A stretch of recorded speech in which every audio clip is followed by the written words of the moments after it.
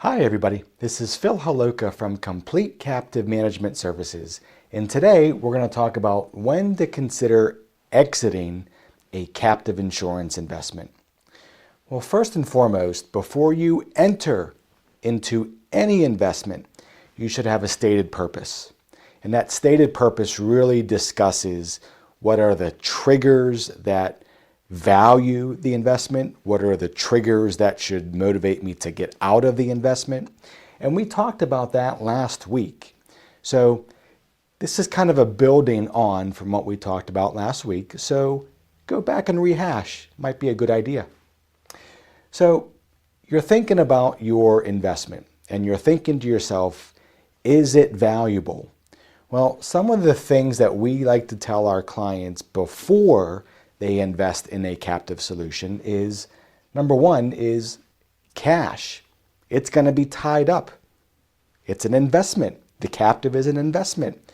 Therefore, you're going to have cash from your corporation that can no longer be used for the growth of that corporation. That is called an internal rate of return. So when cash leaves a business, that cash can no longer contribute to the return of that corporation.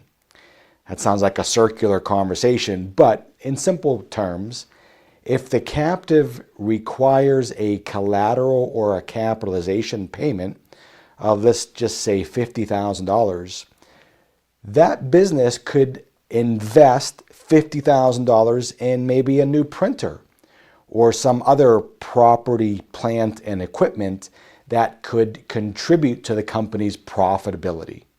So in other words, that's the internal rate of return. And every business usually has a good understanding of, if I have a dollar, I can invest that dollar, what type of return do I need from that investment? Internal rate of return, important.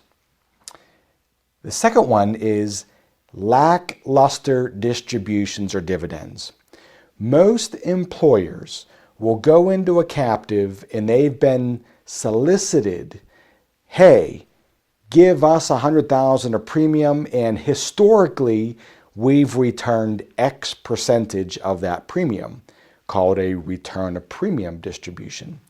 Well, if you join with an assumption that you're going to make, say, 15% return of profitability, but you're only getting 5%, well, that's a lackluster understanding of what your return of premium is going to be.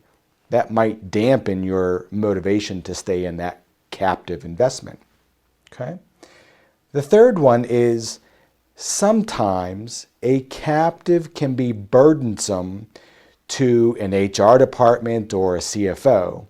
And when that burdensome starts to develop, those key members of the executive team may dismiss the value the captive may bring or has a perceived offering to that corporation.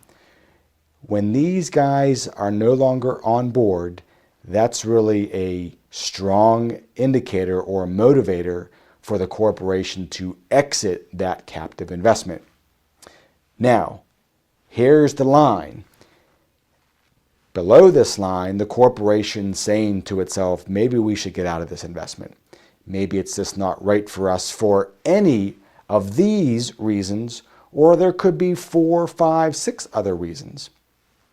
So to get out of a captive or to unwind a captive investment, that takes some thinking.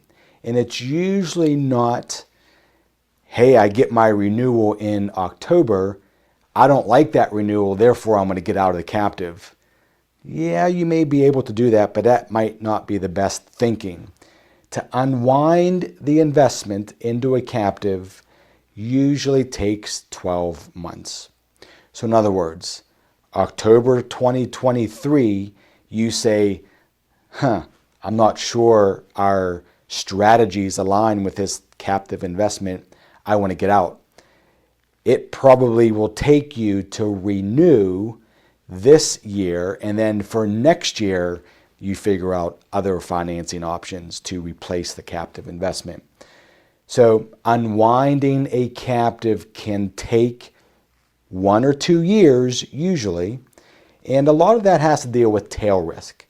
A captive is an insurance company, and it has risk that will run longer than the duration of the policy. So tail risk sometimes lengthens your ability to get out of the captive with a clean exit strategy. But sometimes, more importantly, if you decide to get out of the captive this year, you may be forfeiting your underwriting profits that you earned this year. We're going to talk about that next week, but keep that in mind that you may forfeit some profits. But most of the time, generally, if you're paying collateral to a fronting carrier, once that fronting carrier goes through the treaty year and terminates all the policies and everything, all of the risk is cleared up, you will get your collateral back from the fronting carrier unless the captive has an overall solvency risk or concern. That's it for now. Next week, we're going to talk about the golden handcuffs of captive insurance and how that's not necessarily a good thing. So until then, have a good week. Bye now.